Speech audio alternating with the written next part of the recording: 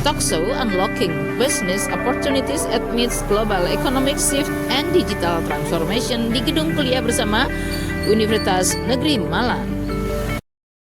Ngantuknya nggak kelihatan, ya. Nah, Mas Jovial dan juga Pak Adi kan, Mas Jovial di Narasi TV, kemudian Pak Adi di Versi. Boleh cerita nggak? Ini Mas Jovi ini kan sebagai COO Narasi TV di sebuah perusahaan berbasis digital yang sangat luar biasa, menginspirasi kita semua. Jadi kita akan belajar banyak dari beliau, termasuk dari Pak Adi, bagaimana memanfaatkan transformasi digital untuk bisa membuat bidang yang kita geluti itu semakin kuat dan bisa berdampak positif kepada banyak hal. Nah, kalau Mas Jovi boleh cerita ini bagaimana awalnya akhirnya menjadi CEO dari Narasi TV? Wah, oke. Panjang juga tuh jawabannya. Panjang ya? Selamat pagi semuanya. Pagi. Semangat, semangat. Semangat. Ini pada semester berapaan sih? 1. Besar masih semangat. Semester 7 ya, semester 7. Beda ya? Kalian bisa aja di semester 7. 5 ada 5. 5 ada yang 3. 9 ada nggak 9? Yang penting pertanyaannya. Ada. Udah lulus, udah lulus. Bapak di depan semester berapa? Iya, ada yang tahu nggak dulu KJ punya channel YouTube? Ada yang tahu? Tahu. Channel YouTube apa? Skinny 24. Hebat, hebat. Skinny 24. Jadi aku kalau sejarah aku di kiprah aku di dunia entertainment dan media ini ya, aku dulu ada channel YouTube namanya Skinny Indonesia 24. Mungkin waktu kalian semua umur SD. atau SMP mungkin kan, sempat ada lagu yang kalian selesaikan liriknya ya. YouTube lebih lagi. Nah, ya emang channel ini dulu sangat besar dan ujung-ujungnya nggak tahu ya, karena hidup aku sama adik aku memutuskan menjadi YouTuber, udah merasakan semua hal yang seharusnya dirasakan oleh YouTuber gitu. Sebagai contoh, pertama kali presiden aja waktu itu ya, bukan presiden sekarang ya. Presiden waktu itu bikin video YouTube bersama orang di luar keluarganya, itu bersama kita. Pertama kali ada YouTuber yang bikin film, itu kita. Pertama kali ada YouTuber bikin film di Netflix, itu kita.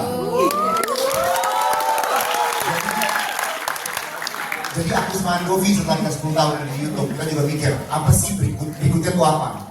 Apakah kita benar-benar bisa sejauh ini hanya karena YouTube aja? Jadi kita coba lepas nih hal yang benar-benar kita cintai, yaitu channel YouTube kita. Kita tutup di tahun 2021.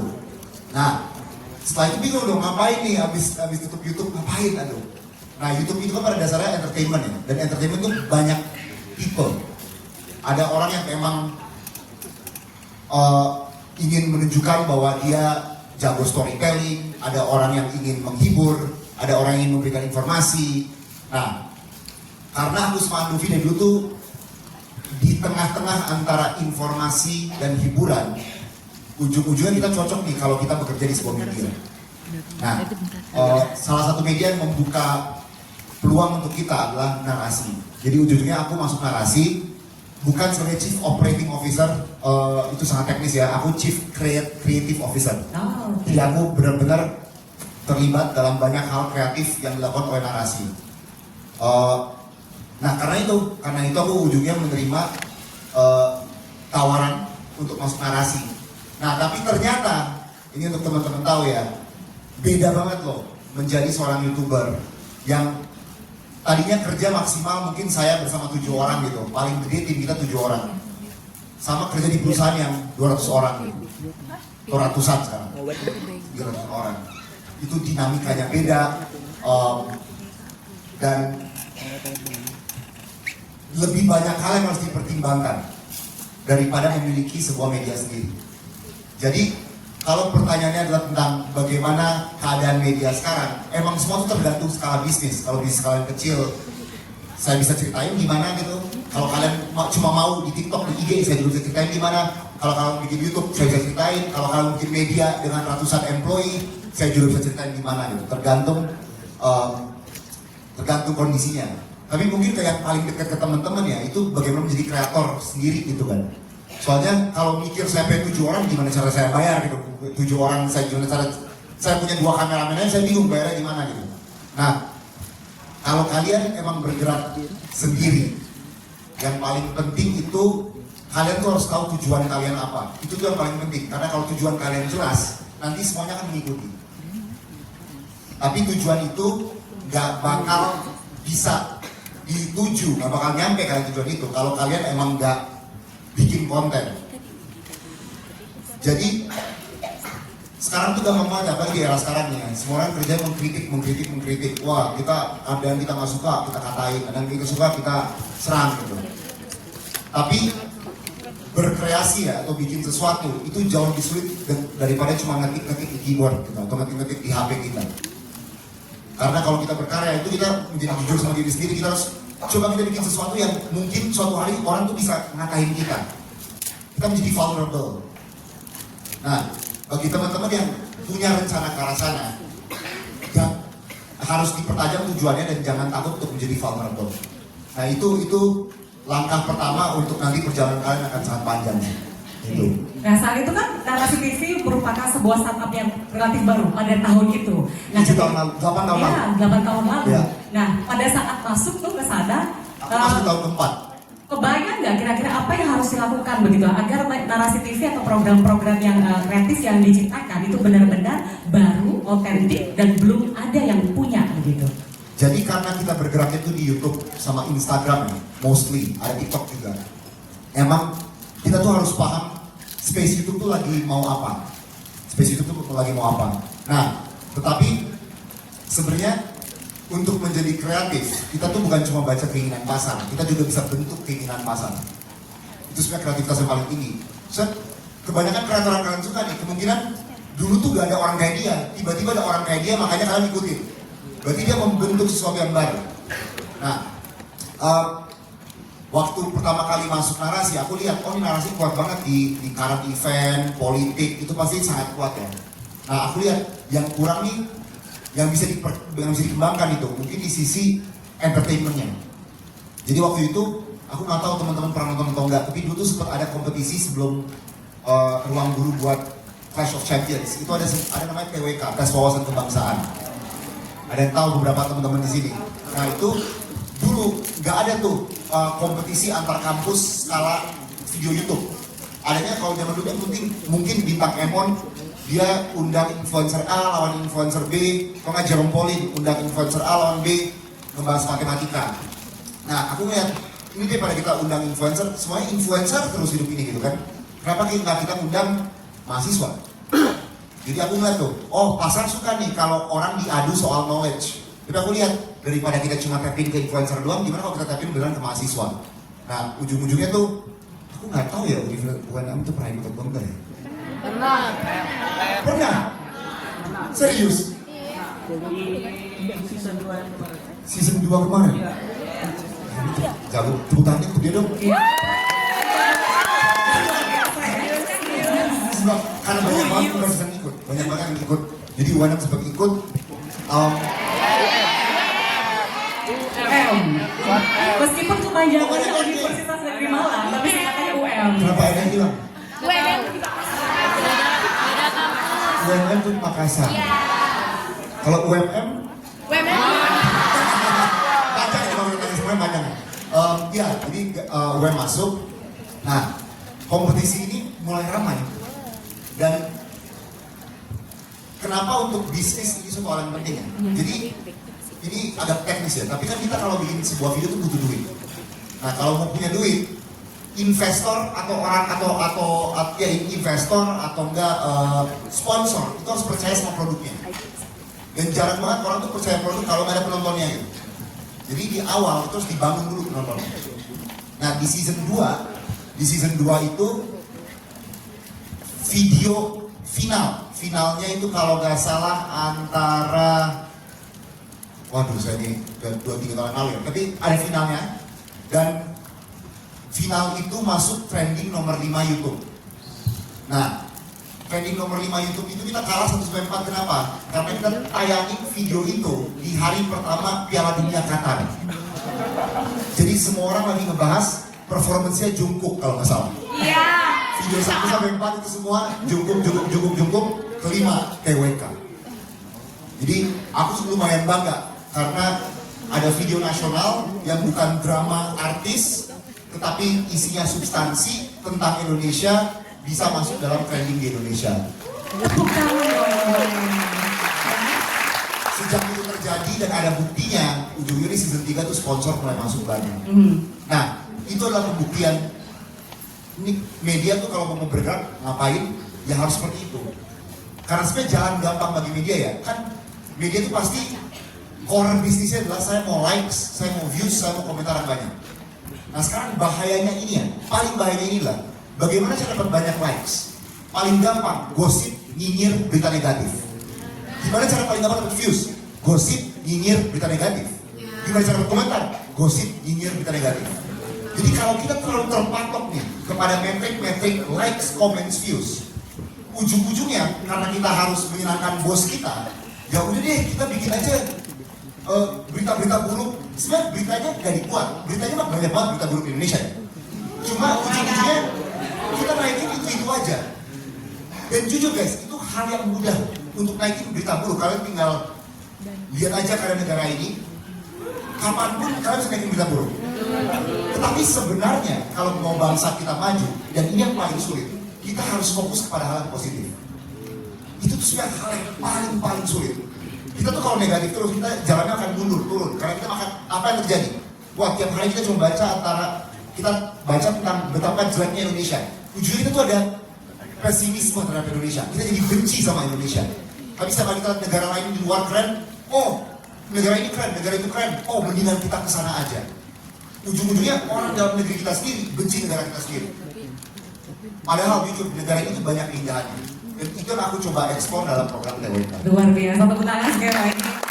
Jadi jangan semata-mata ikut apa yang dengan pasar, tapi kita justru menjadi trendsetter, menciptakan tren itu sendiri sehingga nantinya yang lainnya ikutan kita gitu ya, sehingga kita akhirnya menjadi seorang pengusaha properti yang sukses, Pak. Boleh sambil saya tampilin slide ya. Oh boleh, ada slide-nya ya Pak ya? Kita lihatnya iya.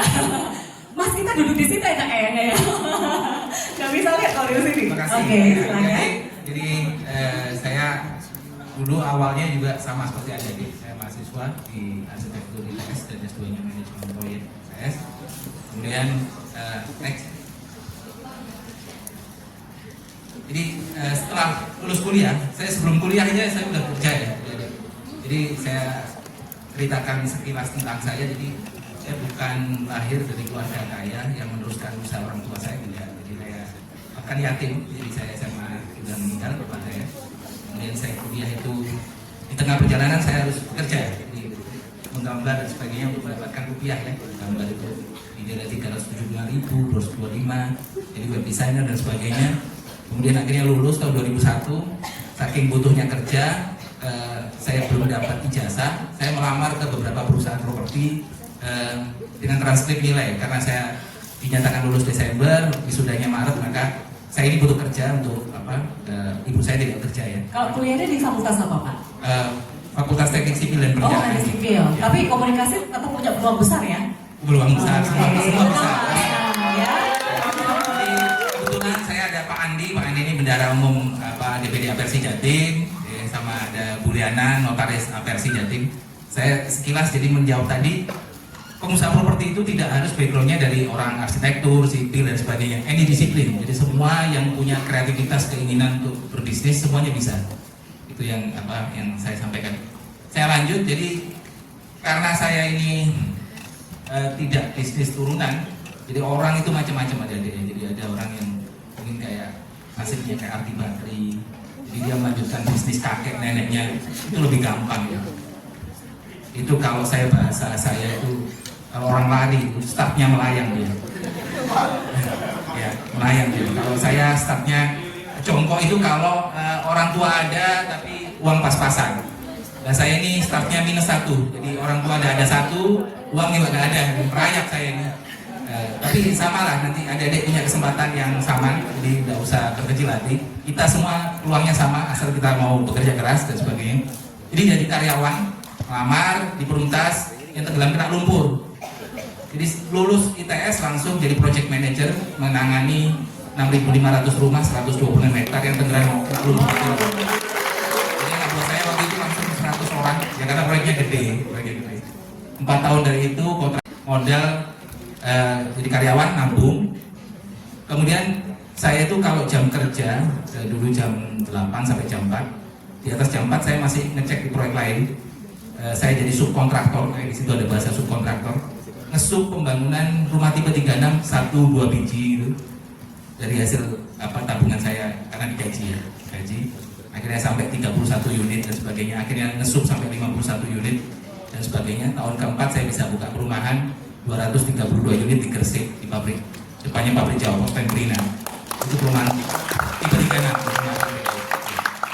Ya, dan memang APRC ini memang fokus untuk perumahan skala sedang menengah. Iya, menengah ke bawah. Oke. Iya. Kemudian apa kira-kira tantangan di awal yang dihadapi oleh Bapak selain masalah permodalan, kemudian kan Mas belum punya pengalaman pada saat itu. Ya, jadi adik-adik ini harus punya target ya. Jadi saya ini kalau di ITS ini sama di ITB saya bandingin. ITS itu dikerja, ditempatkan dimanapun dia jalani. Saya berharap adik-adik juga seperti demikian. Jadi saya berharap di perusahaan besar seperti Ciputra dan Pak Agung Podomoro dan sebagainya. Tapi realitas saya tidak diterima ya di situ. Ya. Meskipun saya di arsitek, IP saya tertinggi 10 angkatan.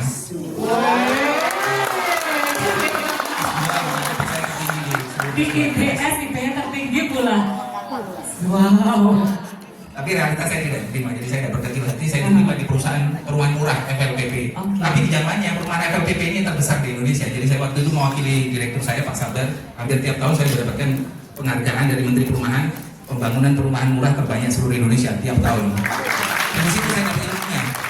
Jadi kalau adik-adik saya kasih kuncinya, ada targetnya adik-adik. Ikut orang itu ada targetnya. Udah tahu 5 tahun, 10 tahun dan sebagainya. Ambil ilmunya, terus usaha sendiri. Sambil menuju 5-10 tahun itu adik-adik nabung. Kaki kiri nabung, kaki kanan ambil ilmunya dari bosnya adik-adik. Dirasa kaki kanan ini udah kuat, maka kaki kanan lepaskan. Jadi kita sudah murni kerja sendiri, ilmunya sudah cukup, linknya relasinya dari kontraktor, dari supplier, dari perbankan dan sebagainya sudah cukup, kita buka usaha sendiri. Mungkin itu. Ada juga yang saya tidak menjelekkan ITB ya kan, anak saya juga di ITB, keponakan saya juga di ITB. ITB itu banyak di blacklist sama perusahaan-perusahaan multinasional ya, kayak Mercedes-Benz dan sebagainya. Karena dia kutu loncat, jadi setahun pindah, jadi gaji 3 juta, pindah minta yang 5 juta, 6 juta, 10 juta dan sebagainya. Akhirnya suatu ketika saya bersama partner bisnis saya yang dari Bandung, adik kelas saya di SMA 5, saya kebetulan bendahara umum alumni SMA 5 se-Indonesia. Jadi, anak ITB mesin.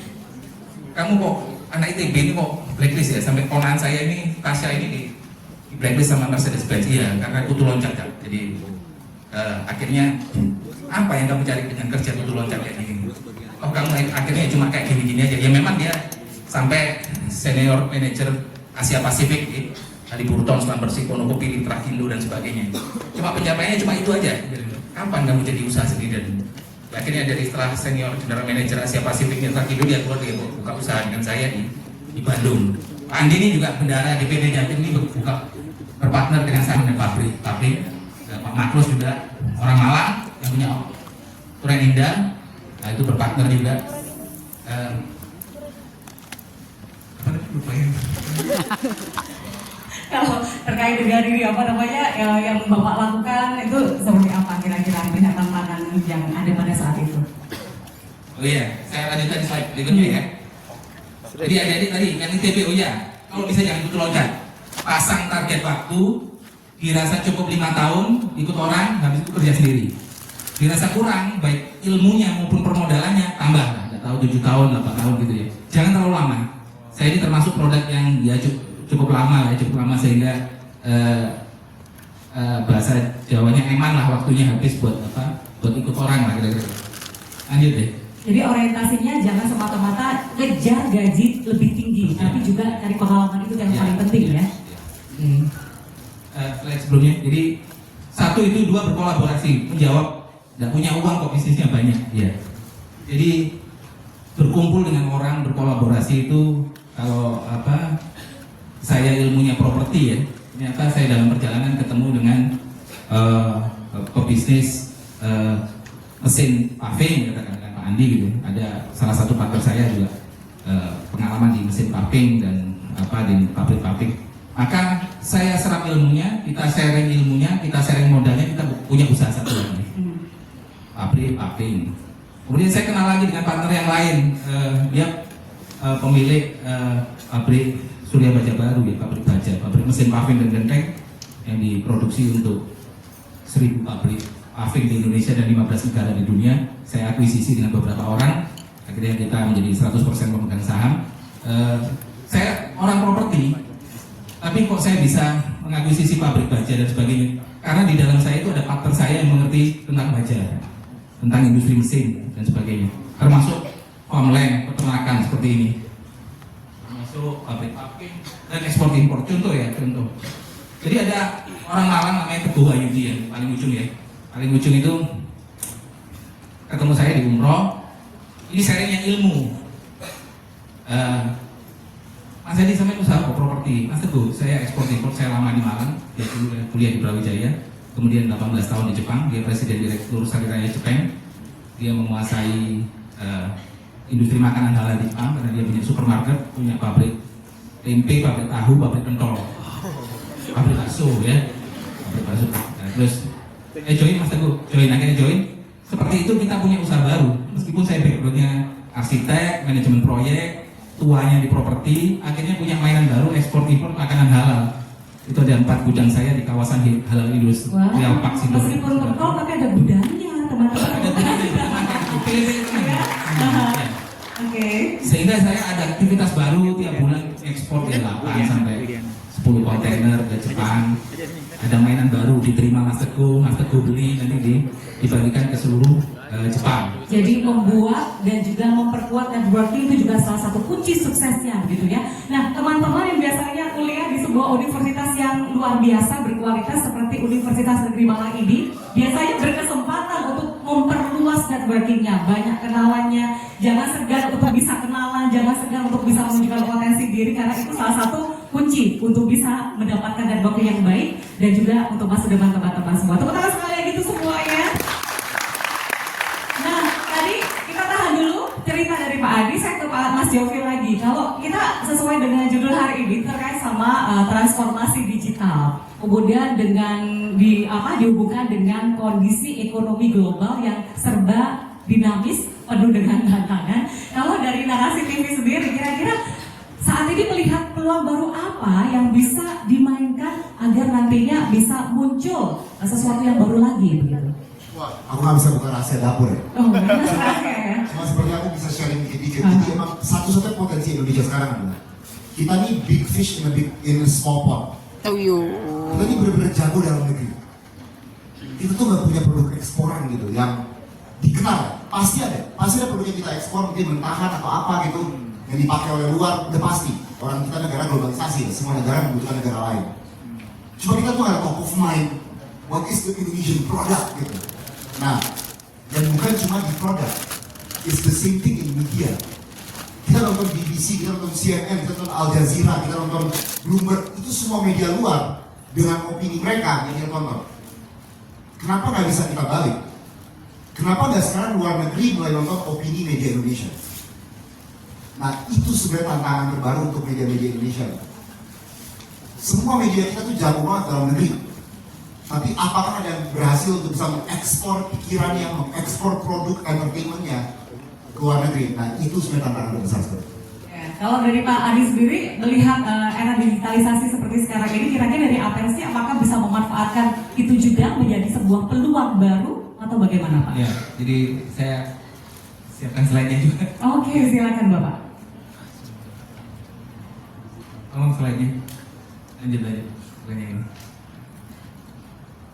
Ya, di tengah tekanan ekonomi global ini kan ekonomi menurun, tapi untungnya Indonesia masih naik 4,87, meskipun lebih turun daripada tahun lalu 5,11, tapi dibanding negara tetangga seperti yang tadi disampaikan kita masih baik. Bukan 5,8 kayak kata BPS Pak. Kayaknya ini saya ambil dari ada ini sumbernya. Ya, lanjut. Ya, Jadi ini menyikapi dari perubahan bisnis properti di era yang dinamis seperti ini, ada perubahan bentuk bisnis yaitu fleksibilitas dan inovasi model bisnis, dan kita harus adaptif ya, mengadaptasi model bisnis. Next. Jadi dengan semakin dinamisnya kondisi ini, saya berbicara dari properti ya. Jadi kalau orang dulu properti itu apa yang dilihat? Kalau ada 5 pertanyaan itu mungkin semua jawabnya yang 1 sampai 3 itu lokasi. Itu dulu. Sekarang dengan era digitalisasi bukan itu jawabannya. Jadi faktor pendorongnya adalah krisis dan fluktuasi ekonomi global, dinamika daya beli konsumen yang sekarang ini merendah, dan perkembangan pesatnya teknologi. Jadi seperti yang tadi disampaikan, ada super apps dan sebagainya. Jadi memudahkan orang. Jadi bagaimana kita menyikapinya? Jadi satu adalah open minded ya, open minded. Saya ini pelaku properti, Pak Andi ini pelaku properti. Saya jujur memang properti ini lesu. Open minded artinya tidak harus apa yang kita kembangkan itu melulu kita tungguin gitu aja. Jadi ada peluang bisnis lain, apa kita tangkap. Contohnya seperti tadi saya mungkin propertinya lesu tapi pabrik-pabriknya jalan. Mungkin propertinya lesu tapi ekspor-impornya jalan. Mungkin perumahannya lesu tapi farmlandnya, peternakannya jalan. Kebun anggur saya jalan di Ciwidey. Jadi harus selalu berputar otak menyikapi perubahan yang dinamis ini. Kira-kira itu networking. Kok bisa punya kebun anggur? Nah, karena saya berpartner dengan orang yang biasa mengelola kebun anggur. Farmland, peternakan. Kok bisa? Nah, karena saya berpartner. Saya tidak punya ilmunya, maka yang punya ilmunya akan saya jadikan lead. Nah, saya jadi makmumnya nggak apa-apa, meskipun modalnya dari saya, tapi ilmunya dari dia. Kita berbagi hasil, menyikapinya seperti itu. Kemudian fleksibilitas dan inovasi model bisnis. Kemudian bersedia rela berbagi keuntungan. Kalau berpartner, saya dengan Mas Kak Jovi berpartner gitu. Kalau saya itu keakuannya tinggi dulu, saya bisnis properti 1-2 properti awal itu saya tidak mau join. Selalu mindsetnya biar keuntungannya 100% buat saya. Dengan kondisi yang seperti ini, sebaiknya jangan. Jadi kita tidak naruh telur dalam satu keranjang ya. Baik di industri propertinya maupun industri yang lain. Saya berbagi dengan Kak Jovi. Nanti tidak hanya keuntungan yang kita bagi, cuma juga bagaimana mengembangkan usaha dan menyikapi masalah-masalah. Dan masalah suku bunga yang tinggi, daya beli yang turun. Apa Kak Jovi ini properti apa yang harus kita kembangkan di tahun ini kok jadi kelesuan kan? Seri seperti itu yang kita butuhkan, kolaborasi. Kemudian diversifikasi tadi sudah saya sampaikan. Kemudian adaptasi model bisnis. Lanjut. Nah ini contoh ya. Saya dengan Kak Jovi katakan, kolaborasinya apa? Bisa permodalan, bisa pengelolaan. Jadi kayak Kak Jovi tadi lebih berpengalaman di industri paving, saya di properti. Kak Jovi direktur ya, saya komisaris. Itu adalah kolaborasi dalam hal pengelolaan, karena saya nggak ngerti industri paving. Paving itu dari mutu beton K300, K400 dan sebagainya. Mix design itu adalah komposisi ya, kalau orang sipil tahu. Ada abu batu, semen, dan pasir dan sebagainya itu. Saya tidak tahu, Kak Jovi yang tahu. Tinggal saya berbicara dengan Kak Jovi bagaimana saya bisa masuk di bisnis itu. Mungkin Kak Jovi merasa kalau modalnya 50, ya saya jangan dapat 50. Tadi saya yang 60 atau 70 lah, karena ilmunya dari saya. Jadi saya itu rela, untuk itu rela. Itu yang membuat, karena kerelaan saya itu yang membuat bisnis saya ini berkembang di lini lain. Itu dalam hal pengelolaan, dalam hal permodalan ada lagi. Permodalan. Seperti saya sampaikan tadi, saya bukan turunan orang kaya. Dulu kuliah aja juga, untuk bayar kuliah juga harus gambar ya, dapat dibayar 375.000 dan sebagainya. Jadi beberapa perumahan dulu kalau kita lahan kita beli 10 miliar, mungkin uang kita cuma 2 miliar, 3 miliar. Uang sisanya adalah apa? Uang perbankan dari BTN, KYK bahasanya ya, BTN udah pulang. Terus ada juga yang mungkin uang dari uang sendiri tapi tidak banyak. Ada juga yang berkolaborasinya seperti dengan Kak Jovi, modalnya dengan Kak Jovi Parwan, atau Kak Jovi ini pemilik lahan. Jadi uang saya terbatas, lahannya Kak Jovi 10 miliar, uang saya cuma 5 miliar. Maka saya bayar uang lahannya Kak Jovi 5 miliar, Kak Jovi saya ajak bagi hasil dalam hal permodalan. Jadi nanti Kak Jovi akan mendapatkan sisa uang 5 miliar dan bagi hasil dari setelah saya developer. setelah saya develop menjadi perumahan. Katakan labanya 10 miliar. Kak Jovi, Kak Adi tambah lah ya. Jadi laba saya tambah 20 atau 30% dari keuntungan developeran. Jadi Kak Jovi nanti terimanya tanahnya 10 miliar ditambah 2 atau 3 miliar atau 4 miliar laba perumahannya. Kira-kira itu. Jadi menjawab, oh bicara nih Kak duit kok bisa duit perumahan. Itu semua kira-kira sudah saya jalani dengan berbagai skema. Dan alhamdulillah ya sekarang ini 40 sampai. Oke, sekarang ya Narasi TV sedang berjaya, tapi kan kita juga harus melihat ke depan, ada banyak bisa jadi juga sangat bisnisnya sangat diverse sebenarnya. Ada bisnis online yang mungkin kalian tahu dan kalian tonton, tapi juga ada beberapa hal yang kita lakukan offline. Jadi kita sebenarnya tuh banyak banget, kita tuh ada narasi akademi juga, di mana kita berkolaborasi dengan brand apapun, perbankan juga pernah kita edukasi. Jadi misalnya kita mau cari konten kreator untuk literasi finansial, itu kita bentuk kurikulumnya seperti apa, terus tergantung banknya mau kita kampus mana aja, kita datang kita ajarin. Jadi emang kita all things entertainment, apapun tentang kreator, apapun tentang media, kita bergerak di situ.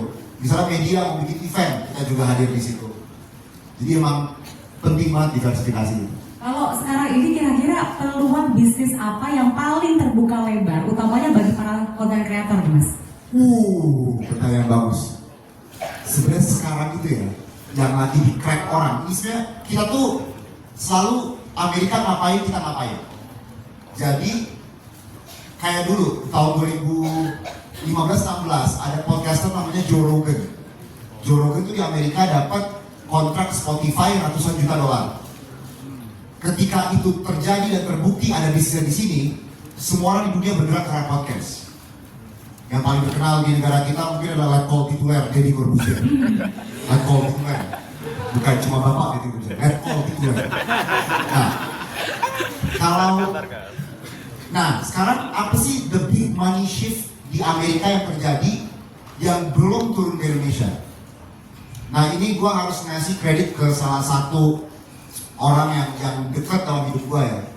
Itu adalah live streaming. Jadi di luar negeri ini live streaming, kalau nggak salah antara Kaisnet atau antara iShowSpeed ya, udah dapat kontrak ratusan juta US. Ratusan juta US untuk live stream dia. Yang berarti investor, sponsor udah ngelirik. Yang tadinya hanya seru-seruan internet, sekarang menjadi bisnis. Nah, di Indonesia kan udah ada Arab, udah mulai dengan maratonnya. Banyak orang udah bergeser, ada Bigmo dan kawan-kawan gitu. Bigmo.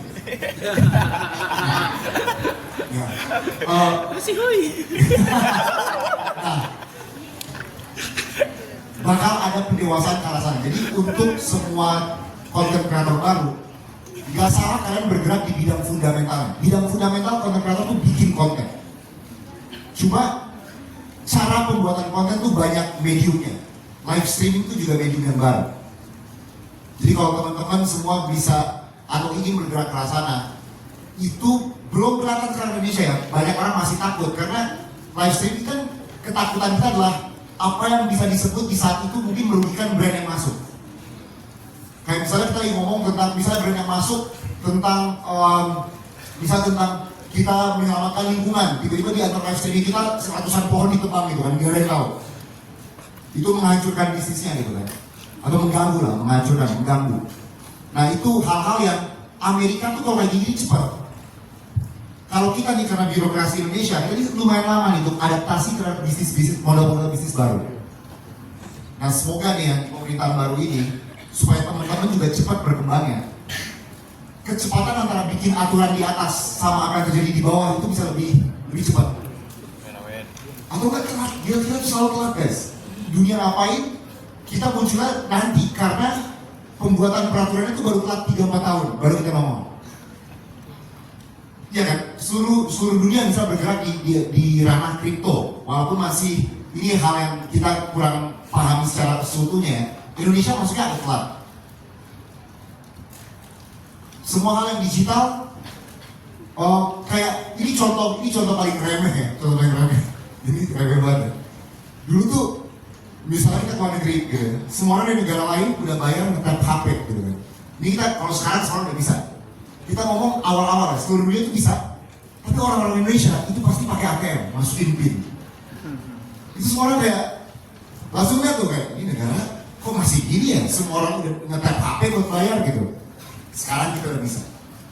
Tapi itu butuh waktu. Nah, jadi untuk kembali menjawab pertanyaan lagi ya, saya tadi sedikit masalah waktu dan pemerintahan.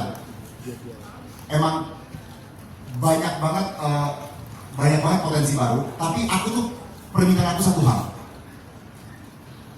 Dengan berkembangnya konten, entah kenapa ya, film, misal film, Christopher Nolan bikin film. Entah kenapa film berikutnya harus lebih bagus daripada film sebelumnya. Mau itu filmnya lebih gila, lebih panjang, konsepnya lebih dalam. Kreator tuh dunianya beda. Belum tentu karya setelahnya itu harus lebih bagus daripada karya sebelumnya. Karena patokannya uang. Kalau uangnya lagi bergerak di hal yang buruk, ya udah saya bergerak aja di hal yang buruk, uangnya di situ. Nah, untuk merubah industri ini, aku berharap para teman-teman apalagi yang baru masuk dunia ini ya, coba pakai mindset filmmaker. Bahwa konten kalian berikutnya itu kalau bisa lebih baik daripada konten kalian sebelumnya. Ada perkembangan internal. Hidup kalian tuh bukan cuma dikontrol pasar terus. Itu terjadi dan itulah kenapa sekarang iklim sosial media itu negatif banget. Karena kita tuh nggak ada yang lagi yang bergerak dengan empati, dengan hati nurani, dengan etika, dengan moral. Semua orang tuh bergeraknya dengan pasar dan pasar itu biasanya ya bergerak dari low hanging fruit terendah. Dan low hanging fruit terendah kita semua adalah kebencian. Kebencian, kenegatifan, iri, dengki itu bersifat yang paling rendah dari kita semua. Dan kalau dikumpulin 200 juta orang, itu yang bergerak secara masif. Jadi ujung-ujungnya semua orang kalau bikin konten, gue harus bikin konten yang bikin orang agak emosian nih supaya ada views-nya nih. Gue harus bikin yang kesel, gue harus bikin drama nih. Mana konten yang kreatif dan bagus? Udah sedikit banget. Semoga generasi kalian ya, kalian tuh udah mau masuk ke alpha soalnya. Kalian tuh Z ujungnya. Kalian 2078 akhirnya. Wah, 26, masih Z ya. Z alpha terus berubah. So atau enggak, guys, kita tuh setiap hari bangun ngeliat HP, isinya cuma benci aja kita. Benci. Ujungnya rumah orang dijarah, ujungnya rumah orang dibakar. That's not right.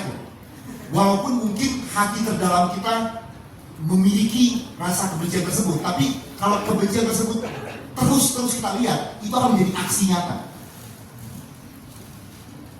Nah jadi teman tolong dong kita bersihin space sosial media kita. Nah kalau untuk narasi ya, so aku pribadi dari dulu juga kalau kalian nonton, kalian ada nonton Epic Rap Battle nggak? Prabowo versus Jokowi? Nonton. Ada nonton yang baru nggak? Epic Rap Battle Prabowo Anies Ganjar? Nonton. Nah kenapa kita bikin itu? Sebenarnya pertanyaan kenapa kita bikin itu? Padahal lebih gampang dapat uang dari salah satu paslon, terus kita bikinnya konten untuk dia terus gitu.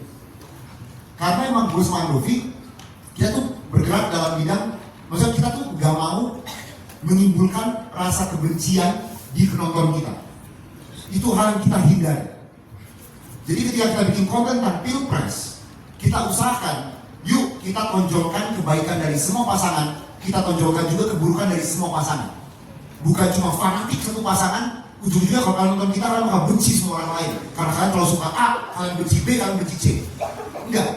Kita tunjukin secara fair, A, B, C baiknya ini. Kalian yang menentukan, kalian punya otak, kalian yang menentukan kalian ikut mana nih. Influencer lain mungkin, ya dia, karena dia mau duit, ujung-ujungnya ya udah deh, gue dibayar oleh A, saya akan dukung A terus, saya nggak peduli orang ujung-ujungnya berantem di bawah, saya nggak peduli di demo, ada yang luka, ada yang nggak peduli, yang penting saya kaya, semuanya hancur, nggak ada masalah. Nah, gue sama Novi itu masalah. Nggak ada gunanya kalau kita kaya dan kalian semua hancur, nggak ada gunanya. Terima kasih kepada dua orang. Nah, slide-nya jadi memang properti next yang ya, jadi ini saya berbicara data. Jadi memang pertumbuhan sektor properti kedepannya itu lebih ke arah residensial yang kebutuhan pokok ya. Jadi rumah pertama, kemudian rumah kos, kemudian villa. Karena ada beberapa yang mengalami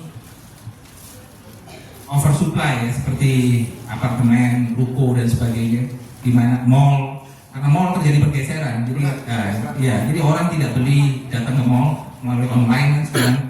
Perkantoran juga gitu. Jadi teman-teman saya di Jakarta itu kantornya virtual semua ternyata. Jadi kalau kita punya gedung, punya building, rental office itu sekarang banyak kosong, mall banyak kosong, apartemen juga gitu banyak kosong, oversupply.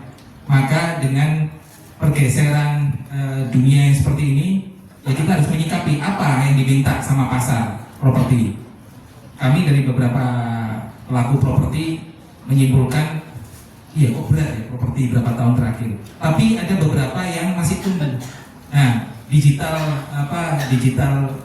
bisnisnya properti itu menangkap ada beberapa kota yang masih tetap tumbuh propertinya karena tidak dimiliki oleh kota-kota lain. Misalnya kayak industri rumah kos. Database itu menunjukkan bahwa beberapa kota di Indonesia seperti Malang, Jatinangor, Bogor, kayak gitu, industri rumahnya, rumah tinggal tidak seberapa, industri rumah kosnya yang luar biasa. Jadi kita harus adaptif menyikapi pergeseran kebutuhan industri properti. Jadi kayak saya akhirnya next mengurangi industri properti yang komersil, lanjut bergeser ke ikuti permintaan.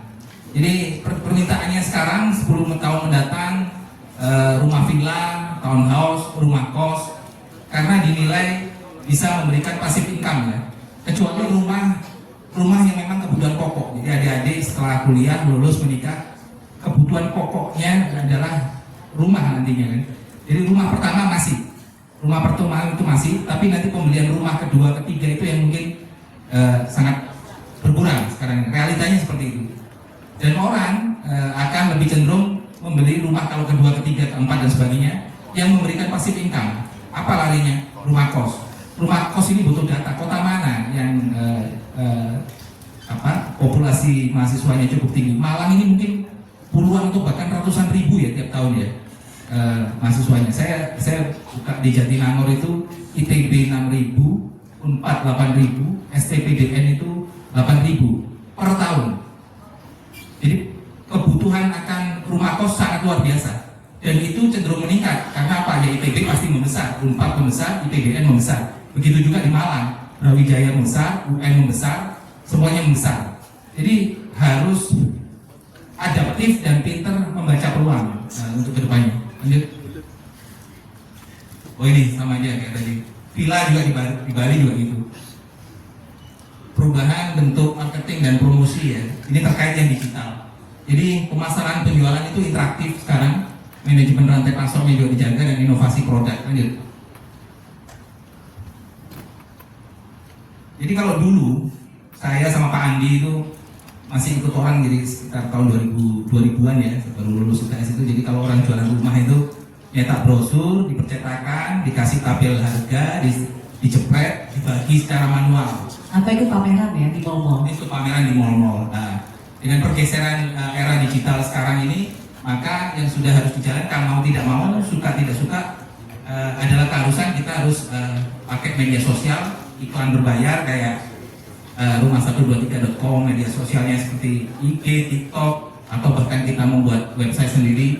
Dan kalau mau lebih naik kelas lagi, kita harus membuat platform digital sendiri. Kebetulan saya juga sudah buat seperti Bali-nya BTN, super apps-nya namanya Seria, salah satu anak usaha saya di PT Super Gria Teknologi.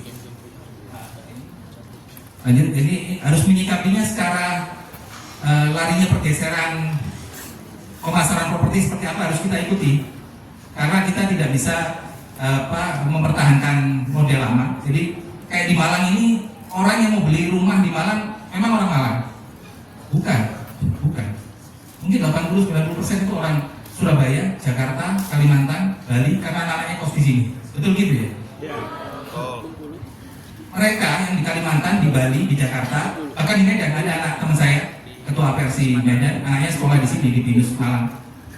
dia bingung mencari apartemen, kos-kosan dan sebagainya, rumah tinggal untuk dibeli dan nanti harus dijual lagi. Dia tidak mungkin pakai brosur, dia pasti pakai media digital untuk mendapatkan informasi itu, luasan, terus pakai Google Map posisinya di mana terhadap kampusnya dan sebagainya. Bahkan pakai virtual ya, virtual reality ya. Jadi mungkin teman saya Pak Julius di Medan, dia pakai virtual reality, jadi masuk ke rumah contoh sudah tahu ruangannya dan sebagainya. Lanjut. Jadi media-media digital yang harus kita ikuti, mau tidak mau, suka tidak suka, dan kebetulan karena eranya seperti ini memaksa saya untuk membuat platform digital sendiri, Sria ini, Super Apps, di mana itu adalah gabungan dari rumah123.com yang jualan rumah, tokobangunan.com itu yang jualan material bangunan, dan Inhome yang pelayanan untuk user perumahan saya sendiri, jadi bayar IPL dan sebagainya, perbaikan AC, perbaikan kerusakan saniter dan sebagainya. Cukup? Ya, jadi wajah industri properti 5-10 tahun yang akan datang masih sangat bagus, tapi memang harus benar-benar kita bisa riset seperti apa di wilayah-wilayah tertentu dan juga memanfaatkan platform-platform digital begitu ya. Kalau di industri media gimana? Kira-kira 5-10 tahun yang akan datang masih akan samakan dengan sekarang ini atau bisa jadi nanti akan ada sesuatu yang berbeda yang harus kita antisipasi, Mas Jovi? Kalau di media itu kayaknya pergeserannya udah semakin nyata ya. Karena sekali lagi kita melihat dunia. Di 2024 itu Donald Trump untuk menang, kita kembali tadi ngomong Trump tax ya, tadi ya, Trump tariffs. Sekarang kita ngomong Trump strategi. Trump itu nggak nongol di begitu banyak media besar, dia nongolnya di kreator. Pemilu Indonesia 2024, lebih banyak orang menggait kreator. Tentu dia masih main media ya, cuma kreatornya udah eksponensial. Kreator yang digunakan untuk menyebarkan pesan. Jadi emang kalau ditanya 5-10 tahun lagi, justru 5-10 tahun lagi tuh paling bagus tuh media-media mini yang kalian miliki, bukan media-media super besar.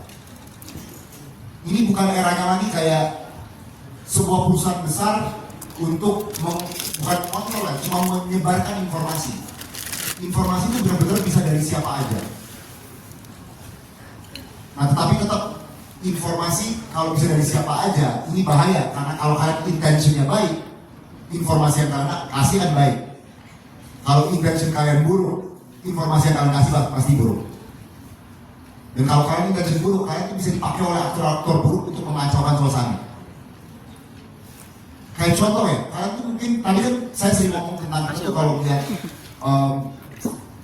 apapun di sosmed itu kita suka kesel ya. Nah, sebenarnya kalian harus lihat sumber pembuatan berita itu bener nggak? Karena kadang-kadang kita tuh cuma ngeliat headline, kita ngeliat foto, mood kita langsung berubah, kita langsung berpikir yang negatif. Ujung-ujungnya apapun yang nanti dibahas tentang topik ini, kita akan berpikir negatif. Karena titik masuk kita udah negatif, kita udah ngeliat foto mukanya nyebelin, headline-nya nyebelin, selesai. Kita udah membentuk opini. Dan dari opini itu menjadi landasan logika kita ke depan. Nah, itu udah bahaya ketika landasan logika kalian berbasis opini. Dan itulah cara main sosmed sekarang. Opini, lawan opini, lawan opini. Ujung-ujungnya perkataan kalian ke teman-teman kalian itu dari opini yang setengah matang. Nah, kenapa kalian kuliah itu penting? Kuliah itu bukan opini. Kuliah itu ilmu yang teruji oleh orang-orang yang ahli di bidangnya. Ketika landasan logika kalian berpikir itu berdasarkan itu, pondasi kalian itu jauh lebih kuat. Bukan cuma opini A, opini B, opini C, dicampur kesalahan saya, ini opini saya, makin hancur. Nah, tetapi yang logikanya teruji, yang butuh waktu kan membosankan. Lama. Aduh, ini dosen gue ngomong apa sih? Gitu. Tapi emang itu yang dibutuhkan, guys. Semua hal, ini gue akan ngomong sana, semua hal yang insan itu buruk. Nah, semua sih, sorry, 90%. Dunia ini 10% pasti ada. Ada suatu hal yang cepat dan baik pasti ada. Nah tapi kita semua tuh berpatok, kita ingin semuanya cepat. Kita ingin semuanya cepat. Seberapa banyak sih ilmu yang sebenarnya nempel di otak kalian? Kemungkinan besar nggak ada, karena sekarang kalau butuh apapun kita tinggal tanya ke GPT, kalau butuh apapun tinggal langsung ke AI. Kita ini ahli apa? Kita ini ahli ketik sebenarnya sekarang. Iya. Kita ini ahli bertanya, makanya ketika di sosial media itu kenceng banget, keras banget. Karena kita semua sekarang ahli ketik, nggak ada yang ahli mikir. Betul. Dicari guys, gue nyari Gen Z, gue nyari Gen Alpha yang ahli mikir. Itu akan menyelamatkan peradaban kita, menyelamatkan bangsa kita. Ini panjang. Dan semoga itu adalah orang-orang di depan kita. Pak Jovi, kayaknya saya mau lihat Pak Jovi sudah nggak sabar tuh tanya langsung sama Mas Jovi dan Pak Adi. Ada yang mau tanya langsung? Kita masuk sesi diskusi boleh? Tentang properti. Ya, Pak Adi milih yang mana? Waduh, Mas Jovi udah silakan pilih salah satu. Yang mana? Dari kanan juga. Kanan dulu. Yang mana? Mas ini? Boleh. Mas baju putih. Kemudian yang kedua, Mas yang cinta dengan batik Indonesia. Yang ketiga, ladies first. Ya, yang pakai baju hitam ya. Yang lainnya nanti tenang aja, kita sampai Isa kok. Ayo. Jadi silakan, gitu aja tenang Mas ya. Dengan Mas siapa dari mana? Sebelumnya, Assalamualaikum warahmatullahi wabarakatuh. Bismillahirrahmanirrahim. Perkenalkan, saya Gias Muzakir Ahmad dari Fakultas Gias Muzakir Ahmad. Gias. Bisa dipanggil G aja. G. Iya ya, Giasnya agak susah namanya ya. Dipanggil G. Mas G. Saya dari Fakultas Ilmu Sosial. Dan prodi saya adalah Ilmu Komunikasi. Komunikatif ya Anda. Silakan Mas G. Baik, sebelum masuk pertanyaan saya mau cerita sedikit. Salah satu alasan saya untuk bergabung dan masuk ke jurusan ilmu komunikasi di Universitas Negeri Malang adalah saya bercita-cita untuk menjadi orang yang bisa aktif di hubungan internasional, Bang Jo. Bang ya, izin. Nah, salah satu hal yang saya rasa relate dengan pendapatnya Kak Jo tadi adalah bagaimana caranya Indonesia ini bisa punya opini yang didengar sama dunia internasional. Nah, itu salah satu visi saya untuk masuk ilmu komunikasi. Nah, pertanyaannya adalah kira-kira saya sebagai mahasiswa apa yang bisa saya siapkan dari sekarang? Dan satu lagi pertanyaan adalah bagaimana latar belakang dulu Kak Jo sebelum merintis di dunia YouTube? Apakah pembelajaran di dalam kelas atau di luar kelas atau yang bagaimana? Mungkin itu saja pertanyaan saya. Terima kasih banyak. Tepuk tangan dong buat temannya dari Kelpa. Selanjutnya dari mana Mas? Ya, silakan teman-teman panitia boleh diberikan mikrofonnya. Langsung diperkenalkan namanya. Oh iya, mikrofonnya ada di sebelah kanan. Ya. Ini sudah cocok jadi rektor kayaknya ya. Dengan Mas siapa Mas?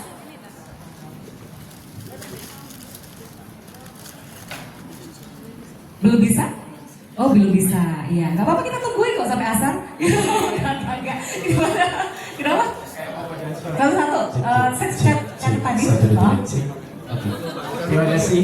Sebelumnya saya berasal dari Solidarity M Forever. Perkenalkan saya Bagus. Mas Bagus. Dari Fakultas Teknik. Yang musiknya. Oke, terima kasih atas kesempatannya. Pertama-tama saya berasal dari Kabupaten Malang dan saya berlatar belakang dari orang tua yang notabene lulusan SD secara keseluruhan. Saya mengikuti acara seminar ini ingin membuka sudut pandang saya dan juga hal yang memang dilatar belakangi. Saya sekarang sedang asistensi mengajar kebetulan sama teman saya terus datang ke sini biar dapat ilmu loh. Dan kami merasakan di lingkungan asistensi mengajar kami juga mulai dari generasi muda yang notabene sejauh ini dari karir pendidikan yang sudah mulai menurun dan segala macamnya dengan opportunity globalisasi dan juga peluang digital yang sangat luar biasa sekali saat ini pesaing yang cukup ketat lah bagi kami seluruh mahasiswa. Akan tetapi saya pribadi bersama dengan rekan-rekan yang hari ini hadir, kami mempunyai permasalahan utama. Salah satunya adalah terkait krisis identitas. Sekarang saya semester 7, mungkin teman-teman ada yang semester 3 atau semester berapa. Akan tetapi saya masih belum tahu kira-kira nanti saya passionnya itu di ranah mana. Berhubung ini bapak atau kakak ya hidupnya. Ini merupakan praktisi di dunia yang sudah mulai perkembangannya sudah pesat dan segala macamnya dengan track record yang sangat luar biasa. Ke sektor yang rentan seperti itu. Kemudian yang ketiga adalah apabila tadi dikatakan ada yang namanya excess supply dari sektor perumahan, tapi kenapa harga rumah itu justru semakin meningkat setiap tahunnya? Seperti itu. Terima kasih. Terima kasih banyak Mbak Erwin. Ini curhatan dari Gen Z. Terkait properti dari terkait penurunan angka kelahiran tadi. Angkanya turun. Sebenarnya realitanya kalau hari ini masih terjadi backlog ya. Backlog perumahan itu adalah 10 juta kata Pak Andi. Pak Andi ini lebih tahu datanya. Jadi antara ketersediaan rumah, backlog itu antara ketersediaan rumah yang disuplai oleh baik pemerintah maupun swasta seperti kami itu kurang lebih 10 juta. Artinya rumah yang kita bangun dan permintaan yang belum terpenuhi itu 10 juta. Bahkan lebih tiap tahun cenderung bertambah ya. Makanya pemerintah berupaya ada program 3 juta rumah itu untuk mengejar ketertinggalan backlog ini kalau bisa tergerus. Satu itu. Jadi kalau permintaan menurun tidak ya. Karena realita sampai hari ini kita masih ngos-ngosan untuk mengejar backlog tadi. Kemudian masalah pembelian rumah dengan KPR ini. Ya, dengan KPR. Ya, kredit.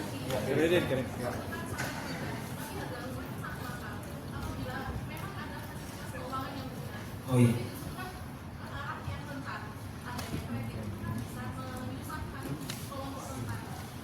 Oh yang tidak bankable ya. Ya, jadi ada memang sebenarnya pemerintah sudah berbuat banyak. Ya, kalau menjawab yang adik-adik ini, saya lebih mengarah ke rumah pertama, rumah yang kebutuhan pokok yang dibantu oleh pemerintah pakai program FLTP, fasilitas likuiditas pembiayaan perumahan. Artinya di situ pemerintah sudah mulai untuk mengurangi biaya tinggi, maka kalau mengambil kredit dari Bank BTN misalnya, maka di situ ada subsidi bunga. Katakan kalau saya jualan rumah komersil yang tadi saya sampaikan 1,4 sampai 2 miliar sekian, maka kita KPR dengan bunga komersil itu 12 sampai 13,75 dan sebagainya. Tapi kalau ada di pembeli rumah pertama yang program FLTP itu bunganya sangat rendah, kita berapa bulan 5% gitu, apa 8% gitu. Itu jadi untuk menurunkan harga. Kemudian menjawab kok tetap naik. Jadi industri perumahan itu rumahnya satu, industri ikutannya 175 industri ikutan ada atau bahkan 180. Apa aja komponennya itu? Mulai tanah, industri keramik, besi, genteng, cat, kaca, handle pintu, listrik dan sebagainya. Dari sisi tanah aja memang tiap tahun naik. Jadi wajar kalau memang harganya pasti naik karena tanahnya saja komponen pertamanya ya naik. Harga tanah naik itu 10-15%. Itu pasti mengerek harga akhirnya, harga jual rumahnya. Kemudian apalagi industri yang lain, industri besi, kaca dan sebagainya. Namun demikian pemerintah sudah berupaya maksimal, developer swasta juga berupaya maksimal. Jadi developer seperti kami ini diwajibkan oleh pemerintah untuk melakukan program 1-2-3 ya. Artinya satu rumah mewah yang kami bangun, maka kami harus membangun 3 rumah bersubsidi. Itu untuk membantu pembelian rumah murah, rumah pertama bagi adik-adik, sehingga bisa menekan harga. Paling tidak saya tidak ngambil untung yang lumayan banyak ya di rumah pertama tadi. Kami cari uangnya nanti di yang rumah mewah yang posisi 1, 2, 3 tadi. Kira-kira itu dari saya. Cukup ya? Kalau untuk terkait krisis identitas, apa yang bisa Bapak sarankan kepada teman-teman semuanya yang sedang menyaksikan talk show kita kali ini? Apa sih yang misalnya banyak ya di antara kita, kalau Pak Adi kayaknya sudah waktu kuliah di ITS sudah tahu nanti akan jadi apa. Tapi banyak juga di antara teman-teman yang meskipun sudah kuliah di bidang tertentu, tapi nggak tahu di passion-nya di mana sih, apa yang harus saya lakukan, apa dream yang harus saya realisasikan gitu Pak. Iya. Jadi sering-sering berkumpul ya, mencari teman yang produktif, sehingga nanti kita itu lebih nyaman. Kita ini nanti kita ke arah mana? Karena sangat mempengaruhi. Jadi contoh kayak saya tadi saya seperti sampaikan, saya ini mungkin basicnya orang teknik, tapi saya coba berkumpul dengan importir dan sebagainya, sehingga paling tidak saya ada sedikit identitas di industri ekspor impor, industri baja, industri beton. Kalau ada yang di zaman kuliah nanti ya lebih ini lagi ya, belum sampai di bidang bisnis, di kelompok-kelompok kelompok-kelompok nggak tahu ya asosiasi, katakan kalau di sipil apa ya, sipil ikatan ahli Himpunan mahasiswa atau PII ya, PII, kalau arsitek kan IAI, Ikatan Arsitek Indonesia. Jadi berkumpul di situ kita akan membentuk komunitas terus, sehingga lebih terbentuk lah identitasnya. Kira-kira saya lebih nyaman dengan IAI katakan, atau sipil pun IAI juga ada, Ikatan Ahli Lanskap Indonesia. Di situ lebih terarah yang positif maksud saya. Ya, kalau terkait sama kebiasaan-kebiasaan kecil yang kira-kira bisa mengantarkan kita menuju kesuksesan, gitu seperti apa Pak? Kalau Bapak sendiri dulu waktu kuliah kayak gimana sih Pak? Jadi saya itu kuliah, kerja, bahkan saya sebelum kuliah itu saya pagi ke makam bapak saya. Jadi makam bapak saya itu 10 kilo dari PS, ke arah barat. Nangis-nangis dulu di makam, kuliah, terus habis kuliah cari kesibukan, saya kerja gambarin orang. Waktu saya sibukkan dengan itu, dengan hal-hal yang positif. Kemudian kalau sekarang ini di dunia bisnis, waktu saya sibukkan, katakan hari kerja itu ada Senin sampai Jumat ya. Saya Senin sampai Kamis kerja, Jumat itu ngurusin orang, jadi berbagi. Seperti menjawab Kak Jovi tadi, orang sekarang itu saling menjelekkan, saling mencaci maki. Itu coba tolong dihindari, yang ada dari adik-adik, di mana kita ini selalu memberi manfaat orang. Jadi berkumpul dengan orang-orang yang baik seperti itu, baik secara keilmuan. Maka saya tambah bekal lagi ya, satu lagi ya. Jadi adik-adik kalau lulus nanti, itu kalau kerja gaji pertama itu sudah mulai adik atur. Jadi dari 100% dari adik-adik katakan 5 juta atau 10 juta minimal ya. Sekarang dari saya sisihkan 5%, jangan 2,5 terlalu kecil. 5, 7, 10 itu kerelaan adik-adik. Ini pengalaman pribadi saya, Pak Andi juga. Jadi hampir seluruh usaha saya ini berbagi ya, menjawabnya Kak Jovi. Dunia sekarang saling mencaci, menjatuhkan, menjelekkan, merusak seperti itu. Kita kebalikannya kalau bisa adik-adik ini. Jadi kalau gajian sisihkan 5, 7, 10% untuk orang tua kita, untuk yatim dan sebagainya, satu ngangkat satu dan sebagainya. Ini kita lakukan di perumahan. Contoh yang dengan Pak Andi ini, perumahan di Sidoarjo. Maka zakatnya perumahan itu kita salurkan ke anak yatim sekitar perumahan. Pabrik di Kediri ya kan. Maka anak yatim sekitar pabrik di beberapa desa itu menjadi anaknya pabrik. Di Bandung juga gitu. 5, 10, 7. Ini saya terinspirasi yang adik-adik pernah cerita tentang Al-Azhar yang Mesir. Jadi 100% pemegang sahamnya itu ada 9 orang dan orang ke-10 itu Allah Subhanahu wa taala. Jadi kenapa jangan kaget Al-Azhar bisa mendunia seperti sekarang. Itu dulu tempat pendidikan kecil di sebuah desa di Mesir. Sekarang ya adik-adik tahu sendiri berapa besar Al-Azhar di dunia. Dari situ saya adopsi untuk diri, adopsi untuk usaha. Apa yang terjadi adik-adik? Di era krisis kemarin, 3 tahun yang lalu COVID, owner-owner bisnis yang jauh lebih besar dari saudara saya ya, punya hotel, resort dan sebagainya di Bali semua terguncang dan jatuh, banyak asetnya yang disita bank, tidak bisa bayar dan sebagainya. Ya alhamdulillah karena usaha ini ada salam Allah di dalamnya, baik 5, 7 atau 10%, maka Allah akan menjaga. Karena apa, ini dampaknya langsung ke anak yatim sekitar pabrik, anak yatim sekitar perumahan dan sebagainya. Jadi kalau ada goyangan di pabrik atau perumahan ini, efeknya itu goyangannya ke anak-anak itu. Padahal tiap bulannya anak-anak itu menunggu hasil kerja kita. Mungkin itu dari saya. Nah, luar biasa tipsnya ya. Jadi kalau kita sekarang sedang merasa dunia sedang tidak baik-baik saja, maka jadikan diri ini menjadi salah satu yang akan menebar kebaikan untuk dunia agar menjadi semakin baik dan luar biasa. Oke. Yang kita buat dalam hidup kita untuk memperbaiki diri kita sendiri itu kalau kita lakukan secara konsisten, itu compounding interest. Orang tuh selalu merasa kayak, oh saya buat kecil ini, itu ditambah. Ini eksponensial.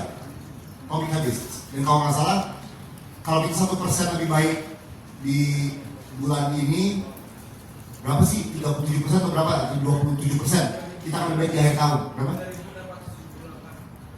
Luar biasa. Nah, sebenarnya itulah jawabannya. Kalau kita nggak tahu, kita ini krisis identitas, kita nggak tahu kita mau apa. Itu karena faktor yang mempengaruhi pikiran kita itu faktor eksternal. Kalian coba ke dalam diri kalian sendiri. Kalian tuh jagonya apa? Kalian tuh baiknya di mana? Dan coba perbaiki 1%. Mau itu tiap hari, mau itu tiap minggu, atau mau itu tiap bulan. Tanpa kalian sadari, nanti di akhir tahun, kalian memiliki skill yang luar biasa. Nah, ketika kalian punya skill yang luar biasa, itu modal yang sangat kuat. Ketika kalian ketemu orang, ketika kalian ketemu hal yang kalian inginkan, modal untuk membuktikan diri kalian ke orang itu. Nah, ada kasus-kasus yang benar-benar super ekstrim. Ya. Beliau nilai terbaik 10 angkatan, tapi tidak diterima oleh developer yang wow, namanya besar-besar banget.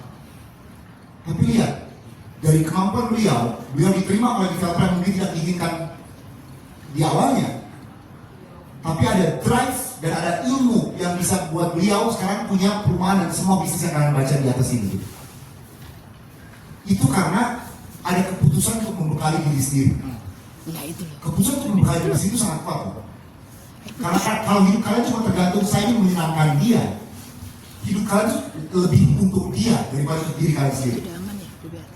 Dan itu gak habis habisnya. Dia mau apa, kalian penuhin. Yang ini mau apa, kalian penuhin. Yang ini mau apa, penuhin. Lah, kapan kalian bikin hal untuk diri kalian sendiri? Jadi kalau kalian memang ingin lebih baik, coba kalian cari nih, keahlian saya apa? Apa sih yang saya senangi, apa sih yang saya minati, apa yang saya gemari? Coba kalian 1% lebih baik. Contoh ya, misalkan kalian suka lari, kalian bisa lari 5 kilo dalam 30 menit. Terus kalian udah setahun nih lari 5 kilo 30 menit. Coba lari 5 kilo 28 menit. Coba lari 5 kilo 26 menit. Susah loh, napas lebih berat. Wah, ternyata untuk lari 5 kilo 26 menit, saya nggak bisa cuma tidur 5 jam. Saya harus tidur 6,5 jam, karena saya harus menghargai tubuh saya untuk istirahat. Oh, nutrisi saya harus lebih baik. Oh, saya nggak bisa nih pakai baju gombrong, karena merusak aero gitu. Saya harus ganti baju. Itu kan banyak hal yang bakal ngefek ketika kalian udah memutuskan, saya ini lebih baik. Jadi itu. Kalau kalian krisis identitas, coba perbaiki diri sendiri 1% at a time. Itu untuk menjawab tadi ya, krisis identitas ya. Nah sekarang yang paling pertama tadi, G. Background saya apa ya? Background saya ini lucu ya. Saya ini fisika nuklir dan partikel. Universitas yang sekarang BEM-nya kebagi 2. Dan kemarin saya baru ketemu Kobem yang katanya bukan pilihan rektor gitu. Ya udahlah, panjang. Asik. Jadi saya dari situ, tapi saya sebelumnya itu saya Institut Kesenian Jakarta, teater. Bukan pilihan rektor. Asik. Saya ini sangkatan dengan Kemal Palevi, Kemal stand up komedian dan lain-lain.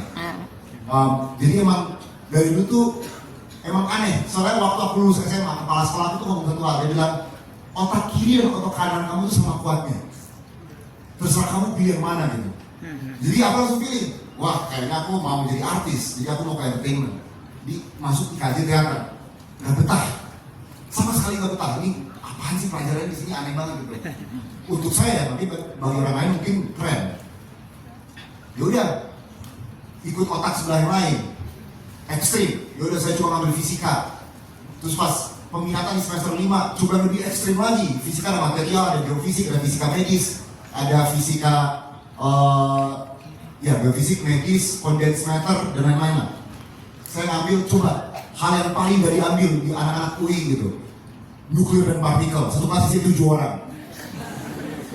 Pertama kali kuliah bingung banget kenapa gak ada kata-kata, semuanya angka dan simbol gitu kan. Ini semua tuh berbeda, cuma fisika nuklir dan partikel ya, pertanyaannya satu garis nih, set jawabannya 5 halaman, semua hitungan gitu kan.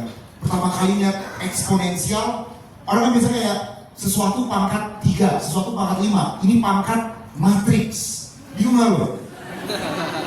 Tiba-tiba pangkat 1001, pangkat 2375. Cuma itu challenge. Aku tuh kayak, kenapa ada hal seperti ini? Jadi penasaran. Nah, aku tuh nggak begitu jenius, tapi di kelas-kelas aku tuh ada yang jenius banget. Dan mereka tuh, aku sangat dibantu mereka. Mereka tuh menurunkan ilmu ini, yang tadinya tinggi banget, bagaimana bisa dicerna oleh saya. Dan sekarang orang itu pengajar utama Olimpiade Sains Nasional Tim Indonesia. Nah, karena dia, kita pun jadi sangat terbantu lah kehidupan aku di fisika nuklir partikel ini. Nah, setelah lulus, apa sih prospek kerja di nuklir partikel gitu?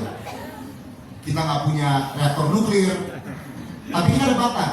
Dan kita juga ada aplikasi nuklir di Indonesia. Kita tuh ada, makanan kita tuh kita radiasi supaya steril dari bakteri dan lain-lain. Itu pakai nuklir dan juga di rumah sakit. Kita tuh kalau mau gamma ray, DLL itu semua nuklir dan partikel. Benar. Nah, tapi aku gak ada minat ke arah sana.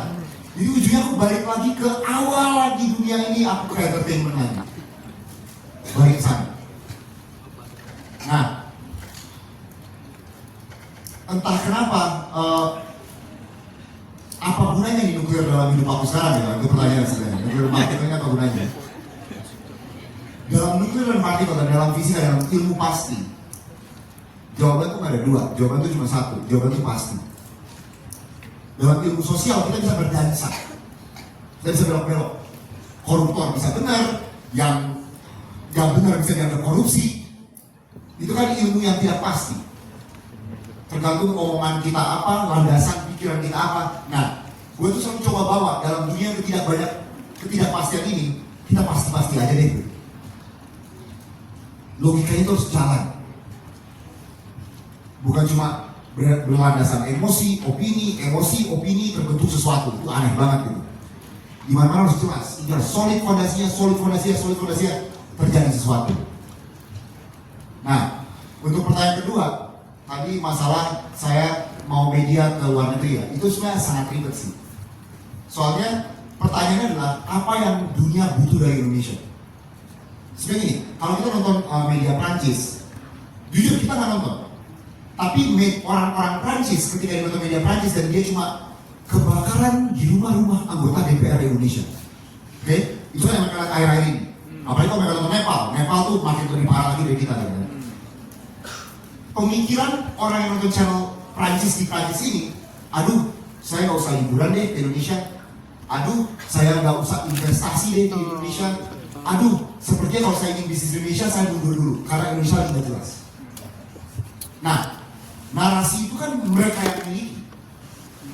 Ujung-ujungnya foreign direct investment atau investasi dari luar berkurang karena narasi-narasi yang dibentuk oleh mereka. Nah, kenapa media kita ini sangat dibutuhkan untuk internasional? Karena kita harus counter narasi-narasi itu. Masa hanya karena 1-2 hal buruk yang terjadi selama 30 menit itu menentukan ekonomi kita 3 tahun ke depan. Itu nggak fair. Dan satu hal buruk ya guys, satu hal buruk yang muncul di media asing itu benar-benar bisa berdampak panjang banget. Untuk kita merubah pikiran orang lagi bahwa Indonesia itu aman, itu butuh waktu yang sangat panjang. Karena dia harus dengar dulu dari temannya ke Bali. Oh, temen aku baru dari Bali, ternyata Indonesia aman aja. Tapi itu kan Bali, bukan Jakarta. Jakarta di mana? Dia dengar dulu cerita dari temen di Jakarta, dan itu butuh waktu. Dan setiap hari dia ketemu temennya pulang dari Bali, pulang dari Jakarta. Yang dia lihat tiap hari adalah media. Nah, makanya media kita ini harus punya media yang memang bertujuan kepada dunia luar, yang mengangkat kebagusan kita, keindahan Indonesia. Karena emang gak dipungkiri, kita ini butuh uang lah untuk jalan gitu. Walaupun Kementerian Keuangan dia mau turunin 200 triliun ya untuk bank BUMN sudah turun ya. Cuma minggu lalu turun. Cuma ada beberapa bank yang bilang kita cuma 107 triliun. Aneh lah, panjang. Nah, kita tuh butuh uang untuk masuk, kita butuh orang untuk invest di Indonesia. Nah, berita-berita baik harus muncul di negara ini. Jadi kalau kalian pikir ilmu komunikasi apa yang dibutuhkan ke depan, dasarnya sangat mudah. Ilmu komunikasi membuat hal yang baik itu menarik. Karena sekarang hal-hal yang buruk itu menariknya minta ampun, makanya visi gede. PR sekarang adalah gimana saya bikin hal yang baik So hal yang baik tuh ya udah kita semua take it for granted, hal yang baik terjadi aja. Peluang bisnis di bidang properti, Pak. Jadi di era yang tidak pasti kali ini terkait dengan digital teknologi dan sebagainya, sebenarnya itu satu sisi juga tantangan, satu sisi juga peluang. Tantangannya kita juga menghadapinya tadi seperti saya sampaikan harus adaptif, adik-adik menghadapi perubahan yang dinamis ini.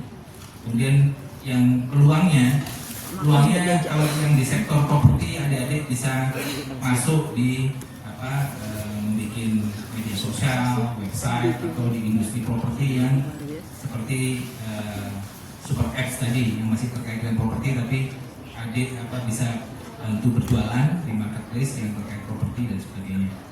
Jadi teruslah berjuang, maksudnya dengan kondisi seperti ini harus aktif bergerak. Jadikan tantangan ini sebagai peluang yang positif yang menghasilkan buat adik-adik. Terima kasih, tepuk tangan Pak Adi. Selanjutnya Yofi, apa yang mau disampaikan kepada teman-teman agar mereka yang mungkin baru memulai sebagai konten kreator, youtuber atau memasuki dunia media itu bisa tetap optimis dan langkah awal apa yang harus mereka lakukan? Waduh, ini kayaknya udah dijelasin semua yang takutnya panjang lagi. Ini yang singkatnya. Mungkin kata-kata terakhir aja ya. Jangan. Oh jangan, kata akhir. Panjang umur masih.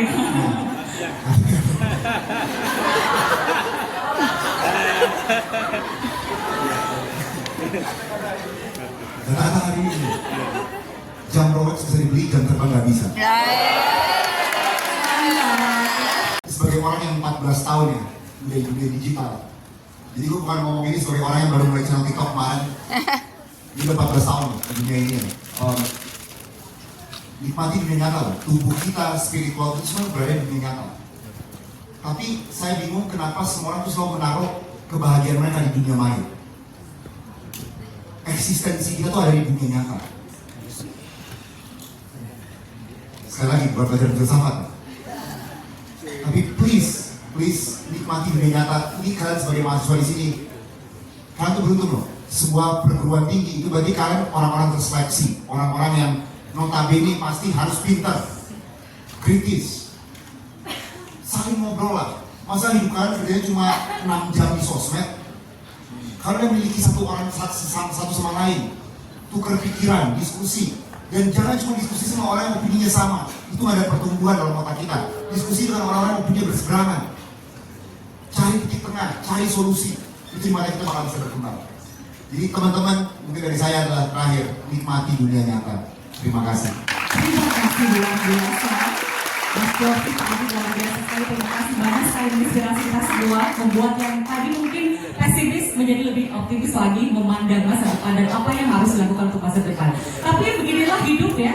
Satu-satunya hal yang tidak berubah dalam kehidupan adalah perubahan itu sendiri. Jadi ketika kita menghadapi perubahan itu hal yang biasa, sepanjang kita manusia yang hidup tentu punya tantangan, punya peluang, punya hal yang bisa kita lakukan bersama. Sepanjang seperti halnya tadi narasumber kita sampaikan, kita bisa adaptif, inovatif, kemudian membuat networking yang luas dan menggali betul apa potensi luar biasa yang Tuhan telah berikan kepada masing-masing dari teman-teman. Itu akan membuat teman-teman akan bisa menikmati dunia ini. Tak hanya di dunia maya, tapi yang lebih real lagi adalah di dunia nyata. Karena itulah keberadaan teman-teman sebagai manusia-manusia yang hidup, yang bertumbuh dan bisa memberikan kebaikan untuk sesama. Berikan tepuk tangan sekali lagi untuk kita.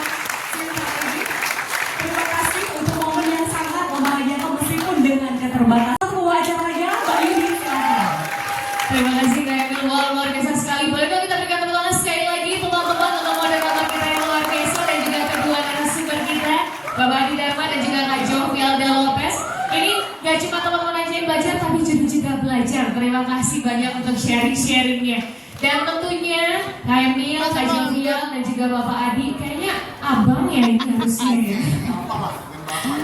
Kenapa Kak Jovi? Abang ya, soalnya kan Mbak, Mas, Abang. Oke. Nah, ini kita akan ada pemberian fundel untuk Mbak Emil, kemudian Kak Jovial dan juga Bapak Adi, yang mana akan diberikan secara langsung juga oleh Bapak Fauzan Zaman Syari selaku Kepala Departemen Government Relationship. Kami undang untuk Universitas Negeri Malang. Dari UM, Cakra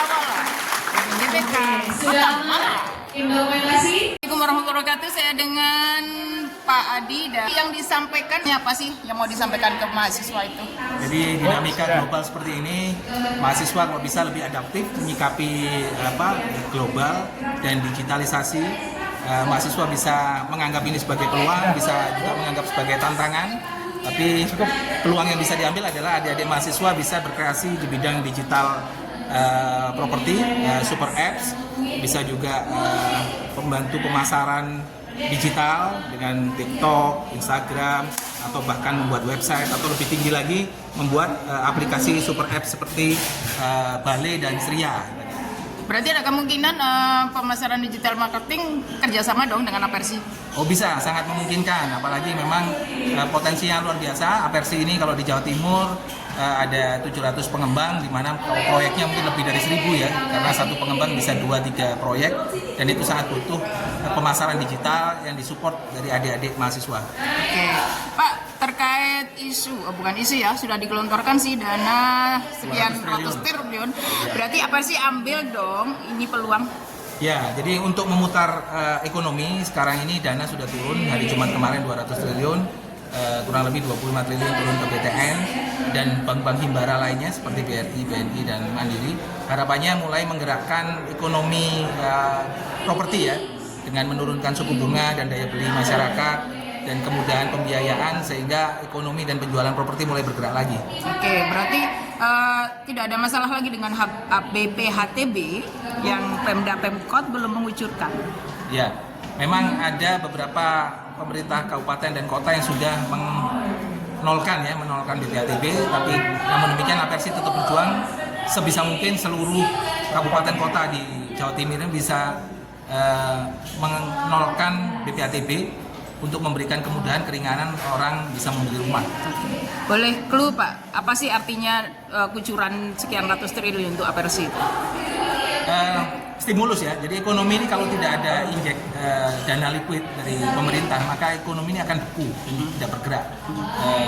Ini adalah pancingan dari pemerintah yang sangat bagus, sehingga pelaku industri properti juga end user yang ingin membeli rumah mendapatkan kesempatan untuk mendapatkan pembiayaan karena sudah digelontorkan dananya.